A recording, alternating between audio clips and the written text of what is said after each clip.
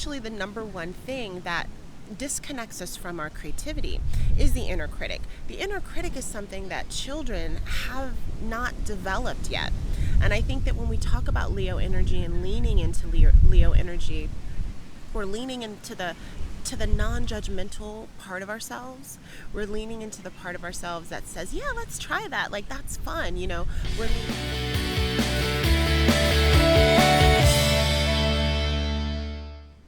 Aloha, everybody, and welcome to today's Beach Live. Today we're going to be talking about the sun in Leo, which is my sun sign, so I'm really excited about that. So first I'll start off by introducing you guys to the beach, as I like to do, right over my shoulder, because it's really beautiful today.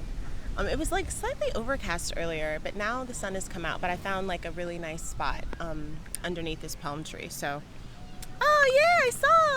Yay. I'm so glad you made it today. Yay. It's Leo season. I'm so excited.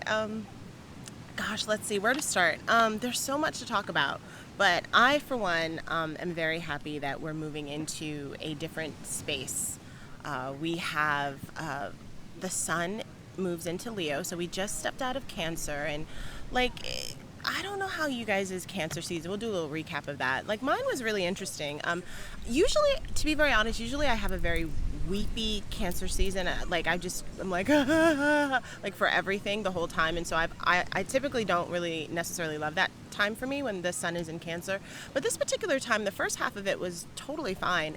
I did find it difficult to kind of sort of hone in and focus on things. Like, I was trying to actually get a lot of stuff done, and I found myself like very emotionally distracted, I can say for sure, during a lot of that time. And of course, like, Mercury was coming out of retrograde, but even when it goes direct, we're still in that shadow period. So that shadow period a lot of times can be, especially if you're a person that, like, depending upon where Mercury is placed in your chart, but even if it's not like in a prominent place, there still is this like weird energy in terms of like communication and making your to-do list and getting things done, and that's kind of just the energy that I personally have been in. So I found that like difficult, and it really wasn't until like this past week where I was feeling that kind of weepy Cancer emotional aspect, which tends to be more like reflective and thinking about just really I guess empathically feeling like how things are shifting and the difficulty in dealing with that. And a lot of that might also do because like I was like on my moon cycle, so that happens a lot of times when we're on our moon cycle. We're just a lot more sensitive to all of the things that are going on, and our boundaries that we put up, or really I guess boundaries is a good word. It's a little bit more difficult to kind of negotiate things or to keep things at bay, or at least to keep your emotions in check, if that's something that you want to do. So for me, I would say like the last week and a half was the weepy Cancer period. For some people, this whole time has been like, or all the tears, all the, just difficulties with things. But hopefully it has been a healing time for you. I think it put a lot of things into perspective. When Cancer season, just a little tiny recap, because that's how we're going to like go into Leo, really is about like coming home to yourself and working out those things, those wounds, those things that others have told you they see in you that you feel like you need to fix, and the things that you see within yourself that you want to fix, and you want to create some you just want to kind of create a safe space for yourself to do that. So after we've gone inward, in that sense, because Cancer really is kind of a more internalized sign. So we've gone inward, we've fixed some things, we've moved through all of the other signs, right? So we'll do a little tiny recap of that, because I think that's important as to why Leo is so much more of this expansive energy. So we've moved through a lot of those signs. We started obviously at the beginning in March with Aries, right? And that was like the birth, and that is just consciousness as it's born. And then we go into Taurus, which is like putting things in the body. It's all about the body and recognizing beauty because of that relationship with Venus. And then we go into Gemini, which is the throat, and how we're communicating and speaking our mind and telling people how we feel and negotiating those things and creating verbal boundaries, and also just coming up with new ideas and new ways of doing things. We take all of those energies inward, and we're kind of like creating this sense of self, and it has that mother energy in Cancer, right? So we've taken all of those things, the birth of, like, if you were to look at all of the zodiacs as the birth of consciousness, as you go up, in the highest form of consciousness would be Pisces, which is the last sign, the 12th sign. Here we are in Leo, 5, right? And so that is all about outward energy and creative expression. So we know that we're conscious, we know that we're human beings, right? We know that we can make physical things with our hands and with our thoughts. We know that we can communicate things, and we know that we have a resting place that we can build things on. And now it's time to actually create, because we have all of those things. So I like to think of it as this would be the last, this is like the chocolate chips. Like if you're making chocolate chip cookies, which I've been thinking a lot of recently. If all of the signs were the flour, which would be like Taurus, and the butter, which would be, I would probably say, Aries, and the sugar would be like Gemini, and you know, all of the different ingredients, whatever it is that you put in your, I'm vegan, so there's no eggs, but to me, like, Leo would be the chocolate chip. Like, you don't have to necessarily, well, you definitely, I think if you're making chocolate chip cookies, you have to have it. But, you know, it's that delicious part that really, you know, sets it apart.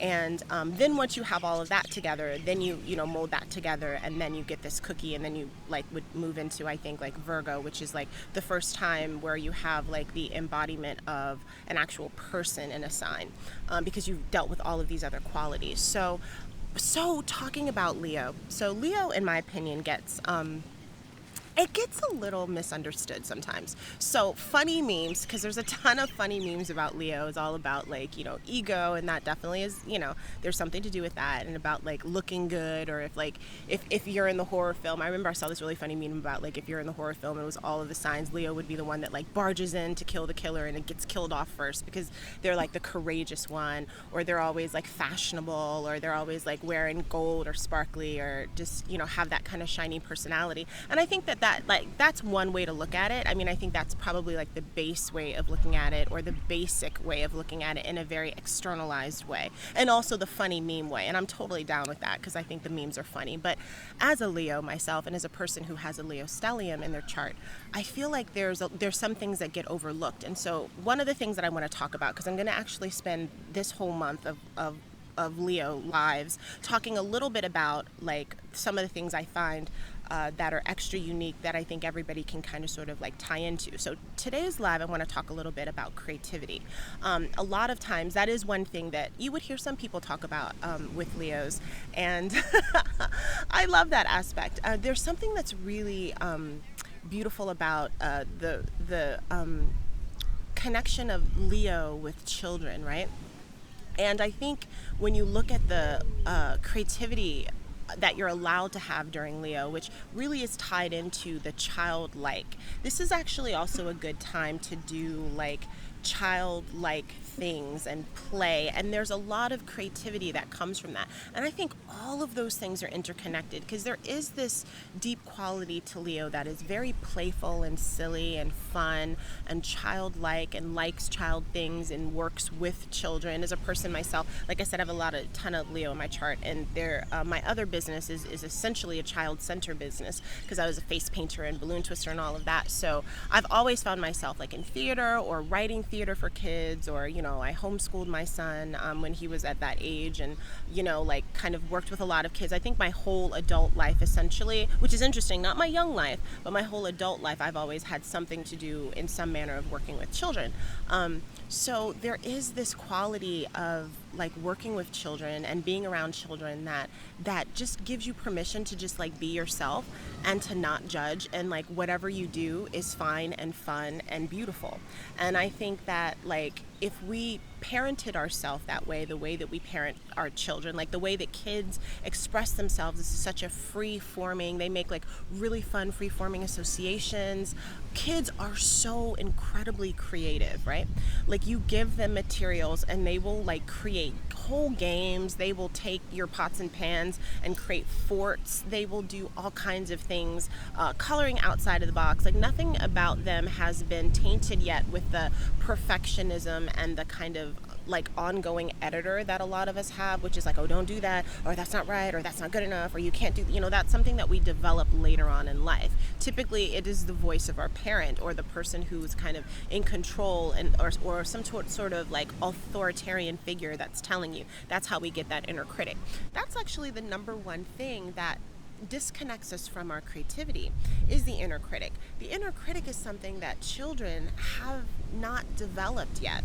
And I think that when we talk about Leo energy and leaning into Leo energy, we're leaning into the non-judgmental part of ourselves.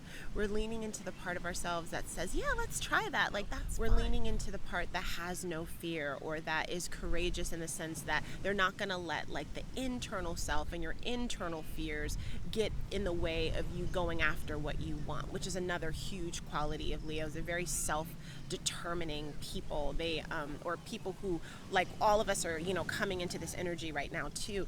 There's this quality that it's like, oh, like it reminds me, I used to love this story as a kid, The Little Train That Could, and like my mom used to read that to me, and I used to, whenever I'd go through difficult times when I was younger, like I think I can, and to me that's kind of like Leo. Like a lot of times people think that Leonine energy just like runs in there and is like, and but a lot of it is really coming from this place of like positivity within the self, and constantly telling yourself positive things and positive mantra. Like you are looking within yourself and saying to yourself, like, this is something that I can do. I can definitely move forward in my goals and my desires. And I feel like when we lean into that aspect of the Leo energy, that's something that's a really beautiful way for us to connect to that. Let's see. I actually had more stuff. Oh, so that was just like my little brief conversation about that. But I wanted to talk a little bit about like the sun as well. So this is our second time visiting the sun. The sun is a planetary ruler. We first visited or revisited, or well, for this year, first visited the sun in Aries. So the sun, I believe, is in its domicile in Aries, but it is exalted when it's in Leo. So sun in Aries energy looked more like that kind of quixotic fire, that like striking of the match, the initial burst of energy that gets us out. It literally like the child coming through the birth canal, like that kind of instant life force, that like taking a deep breath in, that spark, that energy, right? We're talking about the sun in Leo and how that represents itself. It's a lot more of like that sustained energy. Now, not to say that there aren't solar flares. If you've ever looked at some of the footage that we have of the sun, you'll see like the sun is this like huge, like almost like yellowish red ball, and it has like the corona around it, and you'll see these like things that look like whips that are it's such a beautiful photo, but look like whips outside of it, and those are like the solar flares. So there's a lot of things that's going on with it. There's a lot that's cooking, and it's like condensing on itself, but it also has this like sustained heat and the sustained energy. Now by the time that the sun reaches all the way to us at this point where we are, all we're feeling is that sustained energy, right? All we're feeling is that like warm sun on us, especially when we're in the middle of summer.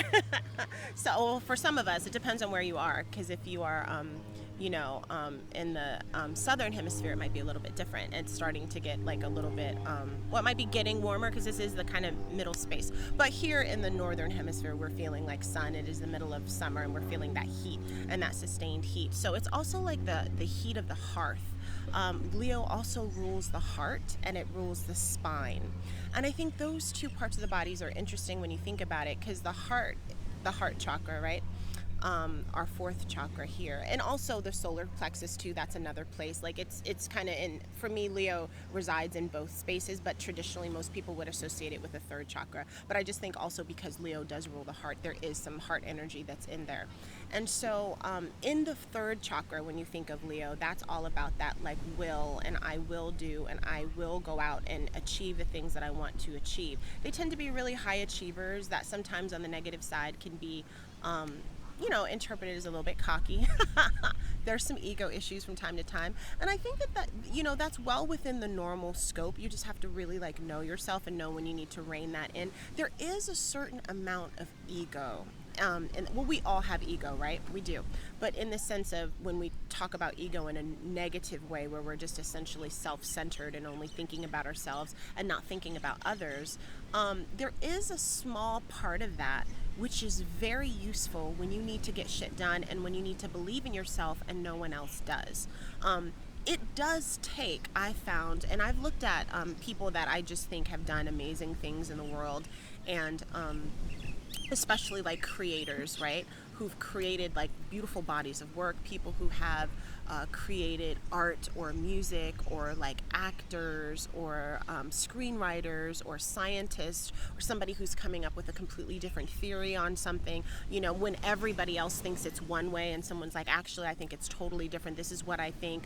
Or reporters who've uncovered a story about something that everybody thought was not the case, and they are an investigative reporter and they're finding it, and they're like, okay, I'm going to write this story and put it out there. Like, anybody who's putting something new out into the world has to have a certain quality of, I got this, I'm a badass, and I'm going to put this out there. You have to. Without that, it would be like nearly impossible to feel that you deserve to have a platform to actually say what you want, put out what you want, create what you want, and put it out there. So I want people to kind of rethink a little bit what it means. Oops, my eye is watering. It's windy today, so my eyes are tearing. I'm not crying. They're just tearing. But I want people to rethink a little bit what it means to feel that you deserve to be in a space, and that you deserve to be seen, and you deserve to be heard.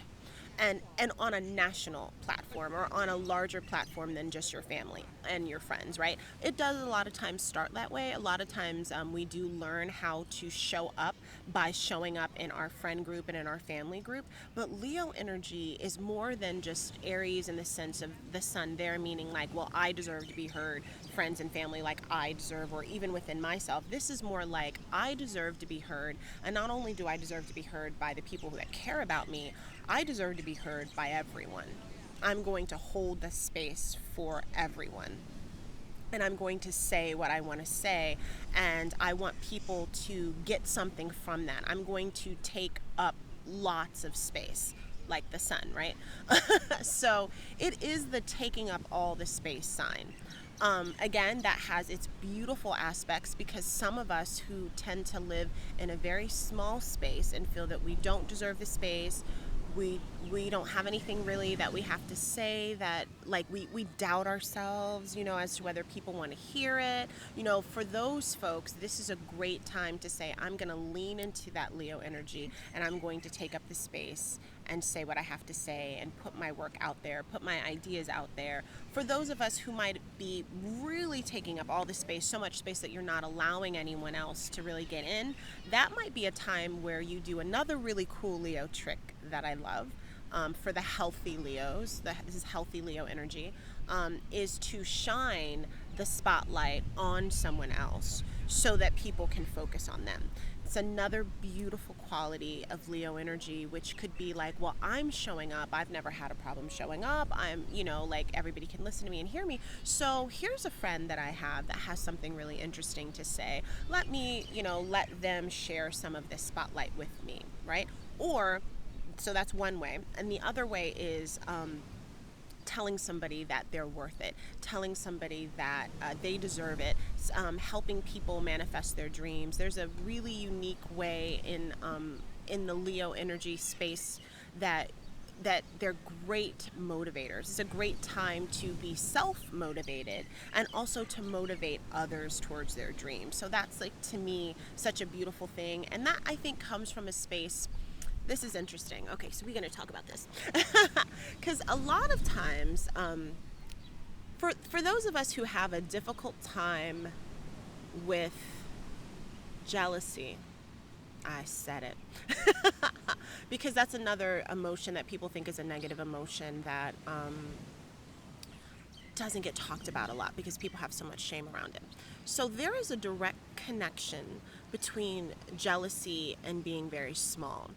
A lot of times what jealousy really is, or at least how I like to view it and how I like to work with it when I have that feeling, is there's something that someone's doing or something that someone has that I want, and for whatever reason I feel like I can't have. I actually look at it more as a massive adoration that I want to include in my life, as opposed to feeling really sad about it, going internal about it, and then just kind of brooding in that energy and then letting it kind of eat me from the inside out. So I have found that when you're in a place in your life where you're able to take up space, where you're going after your dreams and your desires, and you're living in a very large energetic space, the tendencies to be jealous are a lot smaller.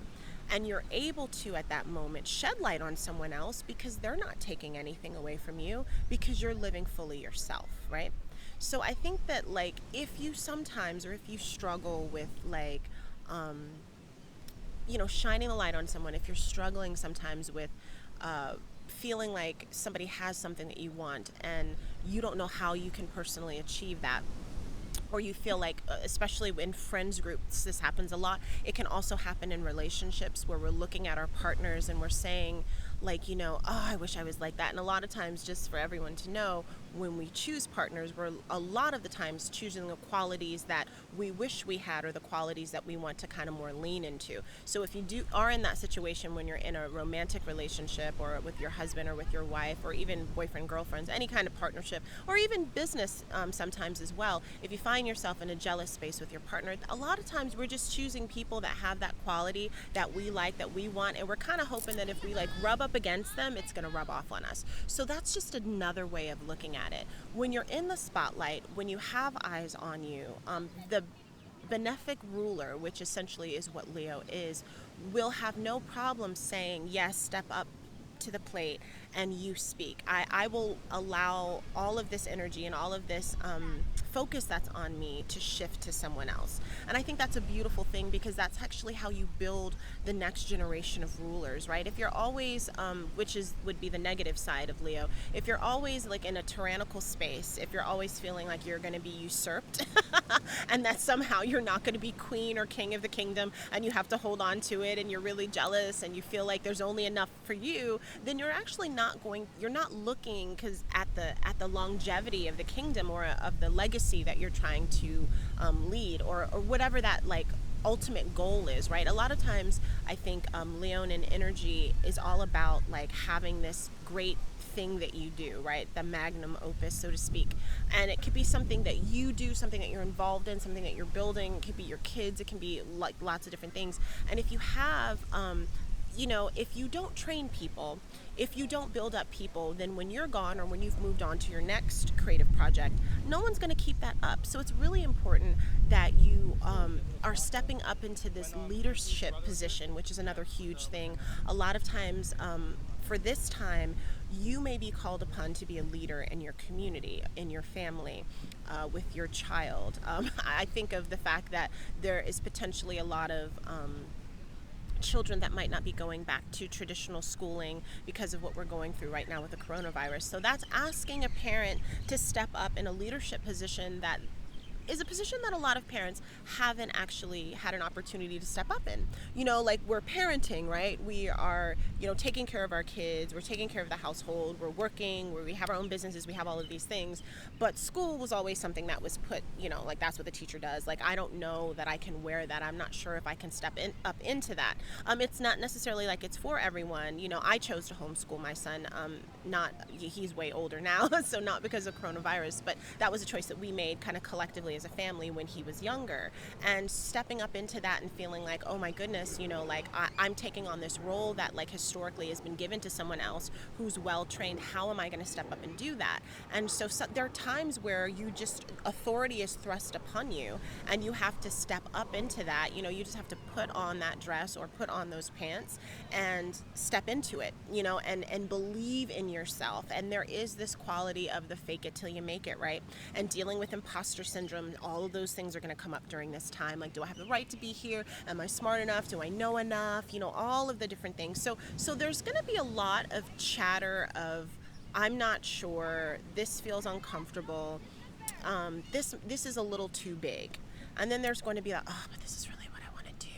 So this period of time is going to be pushing you into that. It's kind of like pushing someone into the water, swim. Like a person who already knew, and we're not talking necessarily about someone who's terribly afraid of the water, who can't swim. A person who can, but they're a little bit nervous because it's deep water. Like, they're fine in the shallow end. So you just, the mommy bird pushing the baby bird out of the nest. Like, you can do this. And so that is what it takes. And so you might find yourself during this time being just pushed out of the nest and having to, like, sit up or shut up. And that is, the energy of now. So I think that that's going to be very terrifying for some people. And it's also going to actually feel really right for some people. And you'll know when it is that for you, when you're just like, I like the way this feels. Like, I really feel like I like being in control of this situation, in control of this new business. I like stepping up to the plate. I like, creating boundaries. I like creating something new. So giving yourself permission to be the boss, and being a really good boss, and knowing that you will be, especially when you're coming from a heart-centered place, because that's the important part. There's a reason why boss energy in Leo, boss energy in Capricorn, very different.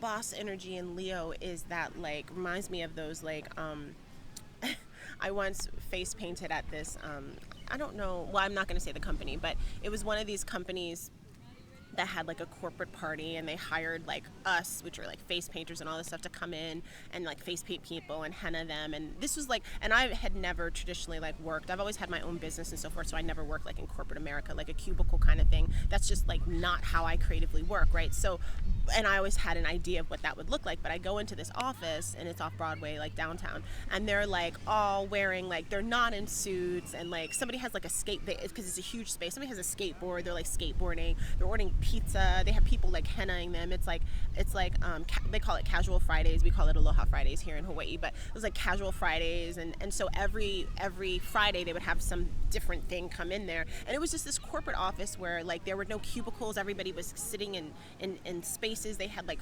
somebody was like cooking and making popcorn. It was just like as if your friends all got together and started a business, but you like it was based like in your home. And that, like, that kind of energy, like that kind of business, but everybody was still working, together. That reminds me of like how a Leo business would be run. It would be fun, it would be casual, people would still get stuff done, but they would be self-motivated, and oh, sorry, my eyes are watering. So, but they would be self-motivated, and they would be, interested in being there, and really like excited about being in the space.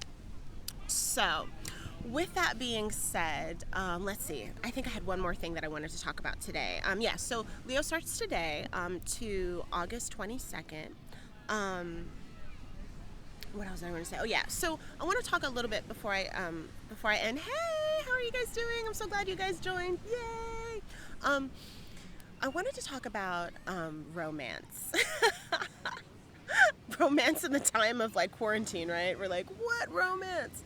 So this is what's interesting. So with this Leo energy, Leos love, if a Leo has your eye, or if you're a Leo and you're trying to figure out like what are the things that you like romance is one of those things. It's such a fun, beautiful way to connect with another person. So this energy is lighter energy. Now, I want to say that this is beautiful, fun energy. Like I said, I have a lot of Leo in my chart, but at the same time, we still have Big Daddy Saturn. That's like cramping down on us. Mars is still in Aries. That's cramping down on us. We still have several planets in retrograde. We're still in a contained space. However, think of it like you're at school, but you're at recess. That's what this time is going to feel like. It's not going to feel like summer vacation where you're just like, and everybody's playing, you don't have any responsibility. You still got to go back to class. You might have math class or whatever that was my most challenging class right after. But you're going to have breaks this month, breaks of fun this month, breaks of playing this month. And that's really, really important. It's important to, at this time, like let things loose and have fun. And that's where I think like romance comes in there. Like if there's been somebody that you've been eyeing or somebody that you've been flirting with, you're probably going to feel that you want to kind of kick that up a notch. You might want to go out with somebody or do a socially distanced dating thing, which some of my friends are doing. I don't know how that's working, so you guys gotta let me know about that. No, it actually doesn't affect our readings. No, it doesn't. I know you had asked me about that earlier. So the new star that they discovered is not a new star. That was discovered about 11 years ago. This story comes up every so often about there's a new star that they discovered. It's actually a new constellation that they discovered.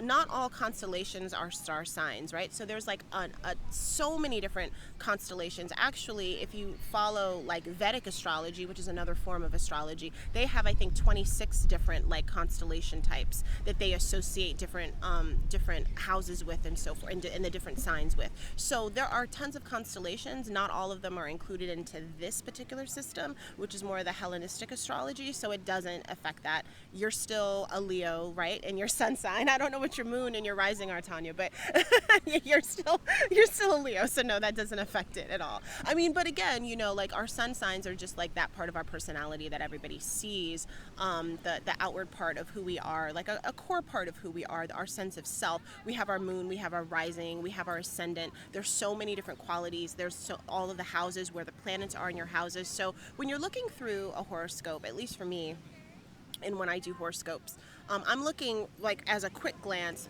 for my sun sign and my rising sign, right? Because those are the two parts of myself I think that the horoscopes are talking to. But you really have to get in your chart to find out all the different details, because you can. Because I know a lot of people that are like, I'm this sun sign, but when they're when you look at, but they're like, I don't associate it with this, and I don't feel connected to that at all. I think I'm something different, and usually that's because of your rising sign and so many, like where your Venus is. Like there's so many different aspects of it. So. As an aside. But for Leo season, what I would like to encourage everybody to do as I end this video is to think about something that you want to create in your life, and do that. That thing that's been in the back of your mind, or the thing that you're really the most excited about, do those things and like create without any judgment. This is the time to play. It's playing, and through your playing and through your enjoyment and through your fun is how you're going to find the things that are going to sustain you in your life. Now we have a lot more to talk about because there's still so much to talk about with Leo, but I just wanted to end it with with that moment, just giving everybody permission to play and have fun, and don't be afraid to connect. Don't be afraid to connect to other people. Don't be afraid to express yourself in a romantic sense. Don't be afraid to ask out the person that you have a crush on, if that's what you'd like to do. Don't be afraid to flirt a little heavier if that's something that you want to do right now. But yeah, so thank you guys so much for joining this live. If you guys have any questions or anything, put them below. Like I said, I'm going to be talking a little bit more about Leo throughout the month, and also some of our other transits, but this was a major one. I'm just kind of happy that we're having a little bit more playful light energy, because as you guys all know, this year has been pretty heavy, and we're not out of it. You know, we still have a lot of things, you know, that are going to be coming up ahead, especially in the fall time. That's going to be a little bit of rough. So that's why I'm encouraging everybody to have fun now and kind of sort of let your hair down. I'm going to give you guys a little view of the ocean like I always do. Yes, and I think we have some clouds that are coming in. You guys can't see because you're like, the cloud is coming in from the west side. Oh, and I saw Comet Neowise yesterday, which was amazing, and I also saw a shooting star. So you guys get out there. Today I think is the last day to see it. Comet Neowise, you need to be looking, if you can, to the northwestern part of the sky. It's right underneath the Big Dipper, so you'll see the North Star, which we call Hokuleia here, and right below that you'll see the Big Dipper. You'll see the square and Orion's belt, and then it's like right below that, and it's kind of sort of going up in an arc. So anyway, oh, I know it's been rough because of Cancer season, but we're coming out of that. We're coming into a little bit more of a lighter energy, and we are going to have to take the good times right now when we can take them.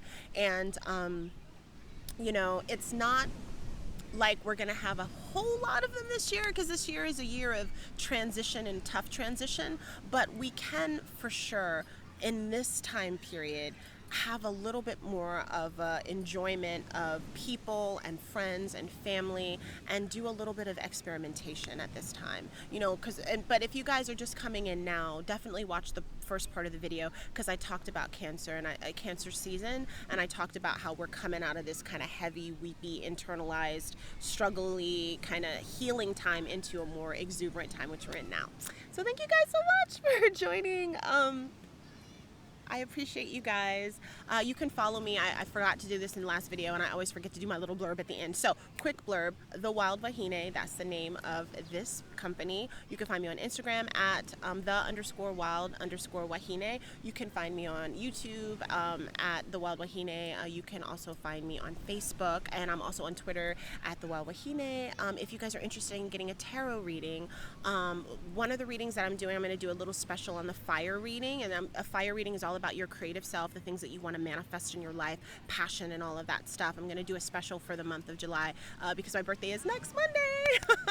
So I just want to, I like to give back if I can. So I will put that on my Instagram. That's usually the best place to look for everything. If you guys want to book direct readings, I'm also doing astrology readings as well. So just hit me up if you guys have any questions. I will be starting as of next week a Q&A. So if you have astrological or tarot questions, relationship questions in relationship to your sign or anything like that, make sure you DM me.